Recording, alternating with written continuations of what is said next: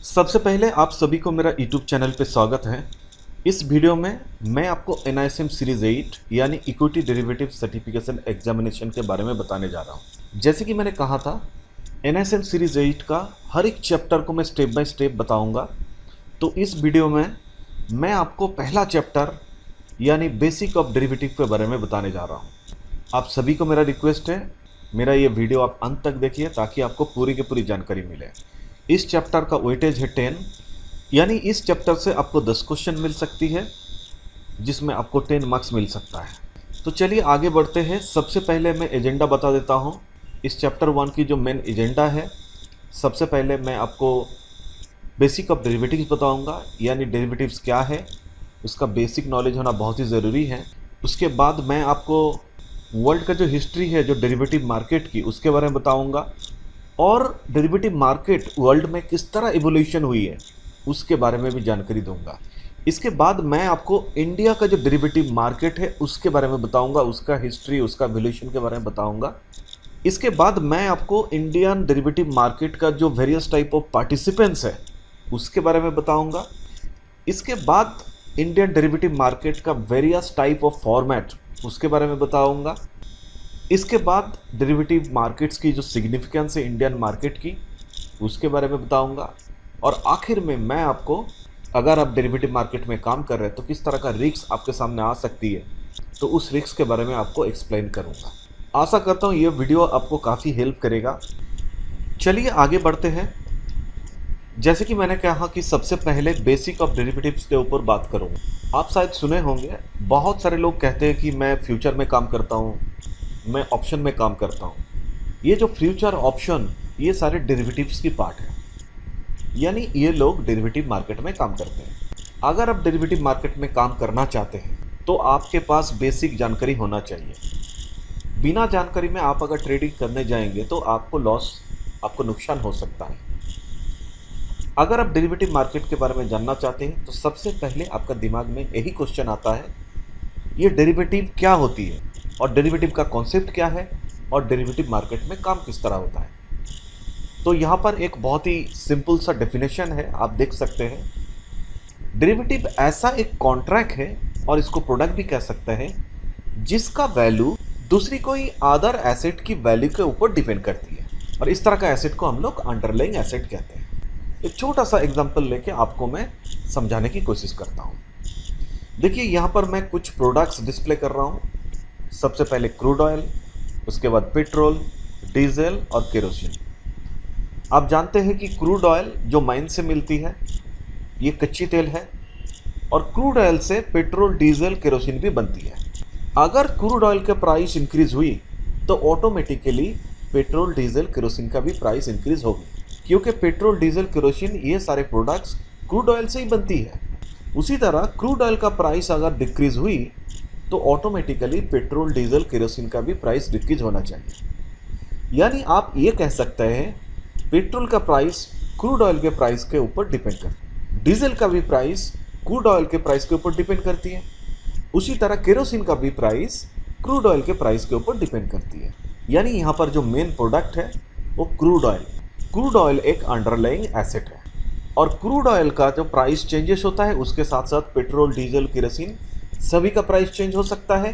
यानी petrol, diesel, kerosene का price crude oil के प्राइस के ऊपर डिपेंड करती है, यानी अंडरलाइंग एसेट की वैल्यू के ऊपर डिपेंड करती है। तो इसीलिए पेट्रोल, डीजल, केरोसिन ये सब डेरिवेटिव्स है। तो यहाँ पर डायग्राम में आप देख सकते हैं, पेट्रोल, डीजल, केरोसिन डेरिवेटिव्स है और क्रूड ऑयल अंडरलाइंग एसेट है। उसी तरह और एक एग्जांपल मैं आपको समझाता हूँ। अंडरलाइंग एसेट यहाँ पर मैं मिल्क को दिखा रहा हूँ, और डेरिवेटिव प्रोडक्ट्स जहाँ पे कर्ड्स, पनीर, बटर मिल्क दिखा रहा हूँ। आप सभी जानते हैं, अगर कोई कर्ड्स, पनीर, बटर मिल्क बनाना चाहते हैं उसके लिए दूध की ज़रूरत होती है, मिल्क की ज़रूरत होती है। मिल्क से ही कर्ड, पनीर, बटर मिल्क बनती है। अगर मिल्क का प्राइस बढ़ी तो automatically curds, paneer, butter milk का भी प्राइस बढ़ेगी, और अगर मिल्क का प्राइस घटी तो automatically curds, paneer, butter milk का भी प्राइस घटनी चाहिए। यानी कर्ड्स, पनीर, बटर मिल्क का प्राइस मिल्क के ऊपर, प्राइस के ऊपर डिपेंड कर रही है। इसीलिए मिल्क अंडरलाइंग एसेट है, और कर्ड्स, पनीर, बटर मिल्क इसका प्राइस मिल्क के प्राइस ऊपर डिपेंड करती है। इसीलिए ये सारे तीनों प्रोडक्ट्स है डेरिवेटिव्स है। आशा करता हूँ डेरिवेटिव क्या है इसका कॉन्सेप्ट आपको समझ में आया। जैसे कि यहाँ पर मैंने कुछ अंडरलाइंग एसेट के बारे में बोला कि crude oil, milk underlying asset है। इसी तरह बहुत सारे अंडरलाइंग एसेट हैं। मैं आपको कुछ एग्जांपल्स देता हूँ। अगर मेटल के बारे में बात करें तो gold, silver, aluminium, copper, zincs, nickel, tin, leads कुछ अंडरलाइंग एसेट के एग्जांपल हैं। एनर्जी रिसोर्स में जैसे कि मैंने बोला क्रूड ऑयल, तो oil related products, cracks, coal, electricity, natural gas, ये सारे एनर्जी रिसोर्स अंडरलाइंग एसेट्स हैं। एग्री कमोडिटीज़ में wheat, sugar, coffee, cotton, pulse इसका एग्जांपल है। और फाइनेंशियल एसेट्स में shares, bonds, foreign exchange underlying asset के एग्जांपल हैं। अब मैं आपको वर्ल्ड की डेरिवेटिव मार्केट की हिस्ट्री और उसकी डेवलपमेंट, इवोल्यूशन के बारे में बताने जा रहा हूँ। यानी डेरिवेटिव मार्केट का कॉन्सेप्ट जो है ये कहाँ से स्टार्ट हुआ और किस तरह इवोल्यूशन हुआ, किस तरह डेवलप हुआ, उसके बारे में बात करने जा रहा हूँ। सबसे पहले 12th सेंचुरी में यूरोपियन ट्रेड फेयर्स जो होता था उसमें जो सामान बेची जाती थी, तो इस ट्रेड फेयर में फ्यूचर डिलीवरी कॉन्सेप्ट स्टार्ट हुआ। यानी जो भी सामान को बेचा जाएगा उसका कॉन्ट्रैक्ट तो हो जाएगा, प्राइस भी डिसाइड हो जाएगा, लेकिन डिलीवरी इमीडिएट नहीं होगी। एक सर्टेन टाइम पीरियड के बाद उसको डिलीवरी की जाएगी। यहीं से फ्यूचर डिलीवरी कॉन्सेप्ट स्टार्ट हुआ। उसके बाद 13th सेंचुरी में इंग्लिश क्रिस्टियन मोनास्टरीज के द्वारा बहुत सारे फ्यूचर डिलीवरी कॉन्ट्रैक्ट्स का एग्जाम्पल देखने को मिला। करीबन 20 साल तक ऊल के बिजनेस के ऊपर डेरिवेटिव कॉन्ट्रैक्ट होता था। यानी ऊल के कॉन्ट्रैक्ट तो हो जाता था, प्राइस भी डिसाइड होता था, लेकिन इमीडिएट डिलीवरी नहीं होती थी, बाद में डिलीवरी किया जाता था। In the year of 1634 to 1637 Holland के ट्यूलिप मनिया में ट्यूलिप फ्यूचर कॉन्ट्रैक्ट स्टार्ट हुआ। लेट 17th सेंचुरी में जापान की डोजिमा में राइस के ऊपर फ्यूचर मार्केट स्टार्ट हुआ। इस समय जापान को लगा कि अगर फ्यूचर मार्केट राइस के ऊपर स्टार्ट करे तो इसमें किसान का भला हो सकता, क्योंकि उस समय जापान का बैड वेदर, वेयरफेयर की वजह से फसल खराब होती थी, राइस का प्रोडक्शन पे हैम्पर होता था, इसीलिए वहाँ पर फ्यूचर मार्केट स्टार्ट हुआ। यानी खेती से राइस एक्यूमुलेट करने से पहले ही कॉन्ट्रैक्ट हो जाता था और बाद में उसको डिलीवरी करके बेचा जाता था। 1848 को चिकागो बोर्ड ऑफ ट्रेड यानी CBOT, यहाँ पर कमोडिटीज़ के ऊपर फॉरवर्ड कॉन्ट्रैक्ट स्टार्ट हुआ। 1865 में CBOT first exchange traded future derivative contract USA में स्टार्ट किया। 1919 में चिकागो बाटर एग ब्रोड्स, ये एक स्पिन ऑफ CBOT की थी। बाद में इसका नाम चेंज होकर चिकागो मर्केंटाइल एक्सचेंज यानी CME इसको किया गया था। और ये दुनिया की सबसे पहली एक्सचेंज है जहां पर फ्यूचर ट्रेडिंग स्टार्ट हुआ। 1972 में Chicago mercantile exchange international monetary market यानी IMM स्टार्ट किया और इसी एक्सचेंज में उसी साल करेंसी फ्यूचर्स का ट्रेडिंग भी स्टार्ट हुआ। 1973 में चिकागो बोर्ड ऑप्शन एक्सचेंज यानी CBOE, यहाँ पर सबसे पहला ऑप्शन ट्रेडिंग मार्केट स्टार्ट हुआ। 1975 में CBOT treasury bill future contract के ऊपर ट्रेड करना स्टार्ट कर दिया। 1977 में CBOT T bond future contract भी लॉन्च कर दिया। 1982 में Chicago mercantile exchange euro dollar के ऊपर फ्यूचर कॉन्ट्रैक्ट में ट्रेड करना स्टार्ट कर दिया। कनासस सिटी बोर्ड ऑफ ट्रेड, यहाँ पर भी फर्स्ट स्टॉक इंडेक्स के ऊपर फ्यूचर ट्रेडिंग स्टार्ट हो गया। और 1983 में Chicago board option exchange stock indexes के ऊपर भी ऑप्शन ट्रेडिंग स्टार्ट कर दिया। इसमें से सबसे बड़ी इंपॉर्टेंट स्टॉक इंडेक्स थी S&P 100 और S&P 500। तो ये तो थी वर्ल्ड की डेरिवेटिव मार्केट की हिस्ट्री एंड इवोल्यूशन। अब मैं आपको इंडियन डेरिवेटिव मार्केट्स के बारे में बताने जा रहा हूँ। तो इंडिया में डेरिवेटिव मार्केट कैसे स्टार्ट हुई, किस तरह हुई, उस चीज़ के बारे में बताने जा रहा हूँ। जैसे कि आप लोगों को पता है 1992 में सेबी का इनकॉर्पोरेशन हुआ। उसके बाद से ही सेबी फ्यूचर मार्केट के ऊपर काम करना स्टार्ट कर दिया। 1996 में सेबी 24 लोगों की एक कमेटी बनाई, chairman of doctor LC Gupta के अंडर में। इस कमेटी का सबसे बड़ा जो इम्पोर्टेंट रिस्पॉन्सिबिलिटी थी इंडियन डेरिवेटिव मार्केट के ट्रेडिंग के ऊपर एप्रोप्रिएट रेगुलेटरी फ्रेमवर्क बनाना। इसके बाद सेबी ने फिर से और एक कमेटी बनाई, chairman of professor JR Verma के अंडर, इस कमेटी का जो सबसे इम्पोर्टेंट रिस्पॉन्सिबिलिटी थी, इंडियन डेरिवेटिव मार्केट में किस तरह की रिस्क होती है और उसको मेजरमेंट करना। 1999 में the securities contract regulation act यानी SCRA को अमेंडमेंट की गई।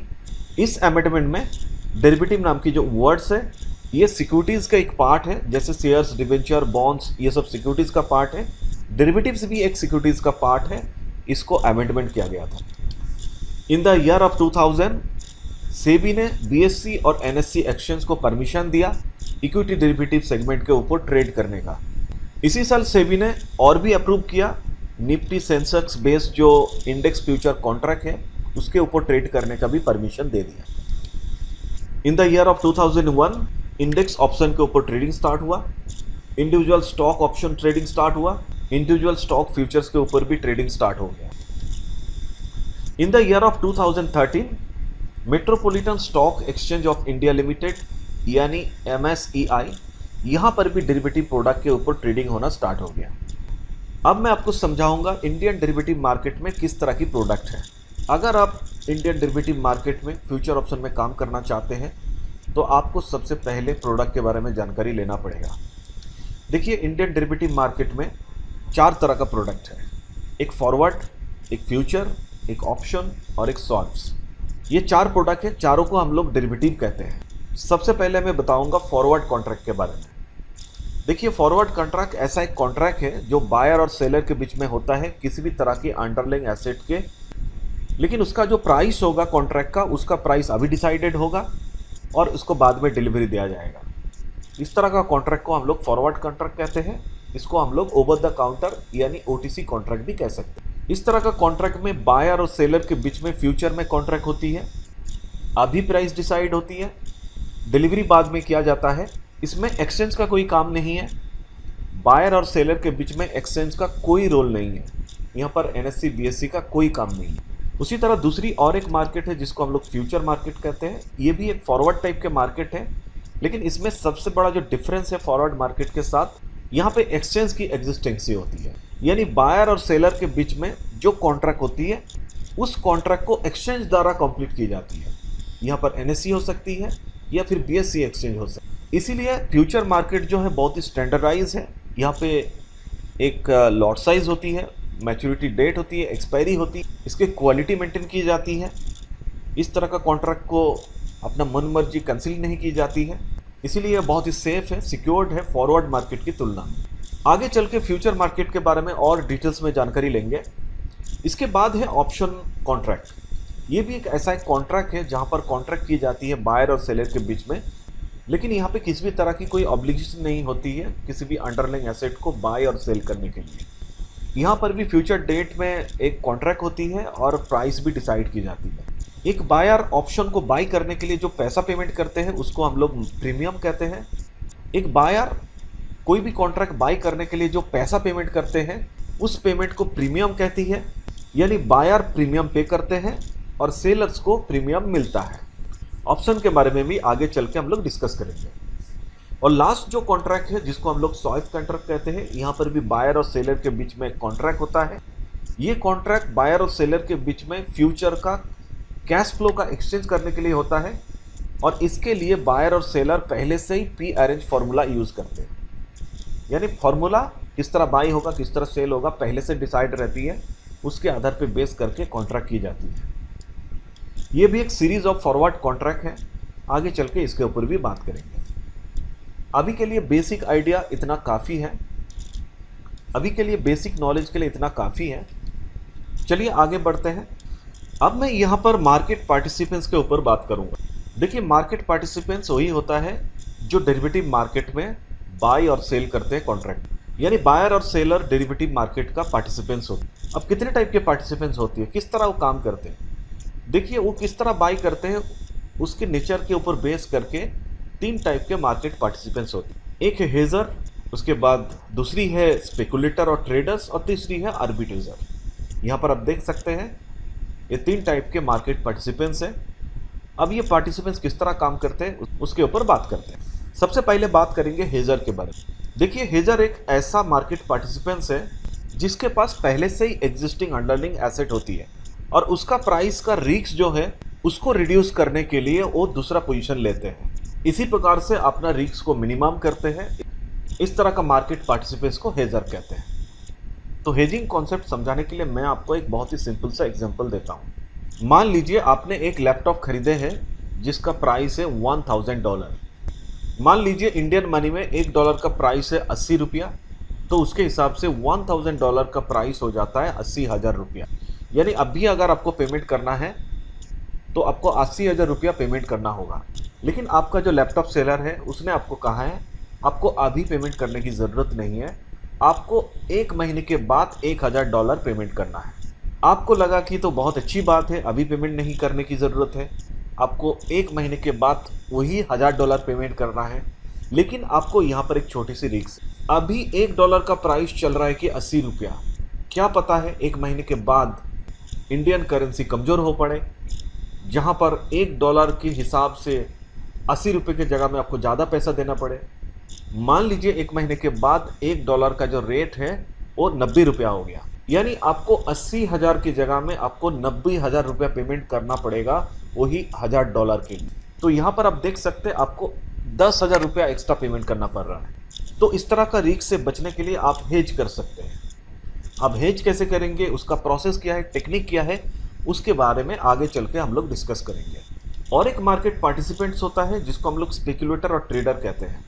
इस तरह का जो मार्केट पार्टिसिपेंट्स है वो बहुत ही प्रेडिक्टिव होते हैं फ्यूचर मूवमेंट को लेकर, यानी कौन सी शेयर का प्राइस या फिर अंडरलाइंग एसेट की प्राइस कब ऊपर जाएगी उसके बारे में पहले से प्रेडिक्ट करती है और उसके हिसाब से वो खरीद लेते हैं या फिर सेल कर देते हैं, यानी डेरिवेटिव कॉन्ट्रैक्ट्स के ऊपर वो पोजीशन लेते हैं। एक छोटा सा एग्जांपल लेके समझने की कोशिश करते हैं।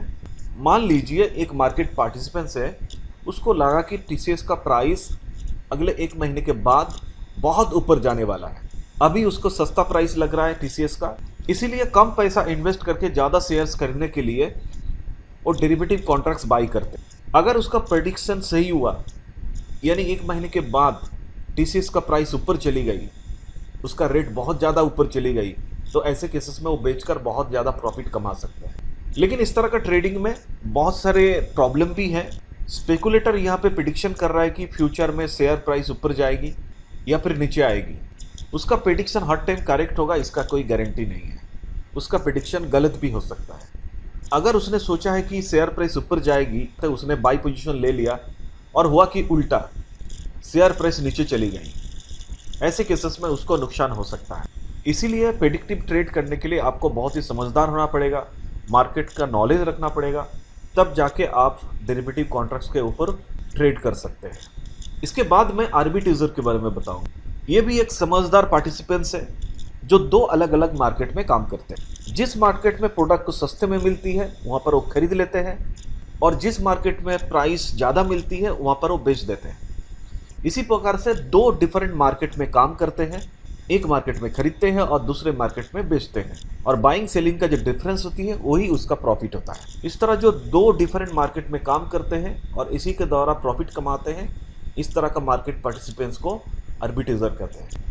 अब मैं आपको डेरिवेटिव मार्केट्स की टाइप्स के बारे में बताने जा रहा हूँ। देखिए इंडिया में 2 ही टाइप के मार्केट हैं, एक एक्सचेंज ट्रेडेड डेरिवेटिव मार्केट और एक over the counter derivative market, जिसको हम लोग OTC भी कहते हैं।